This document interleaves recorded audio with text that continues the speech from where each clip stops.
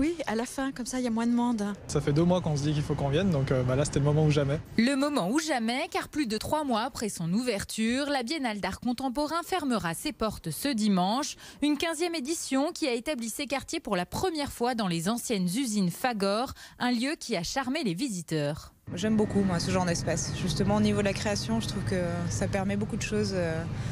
Et la lumière et le côté industriel, moi j'aime beaucoup pour les expositions. C'est très intéressant ce qui a été fait avec le lieu, ou plutôt ce qui n'a pas été fait, parce que ça a l'air d'avoir été laissé pendant un certain temps en friche en quelque sorte.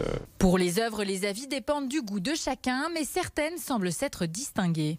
On a entre autres une œuvre de Panafa Nyonmani, une jeune Thaïlandaise qui a fait des peintures extraordinaires dans des tubes en ciment, qui est venue sur place et qui a réalisé l'ensemble de ce projet. Et puis des choses un peu étonnantes de Thomas Feuerstein, presque Frankenstein on va dire, puisque c'est une espèce de création à la fois à partir de cellules hépatiques et puis une destruction d'une sculpture en marbre.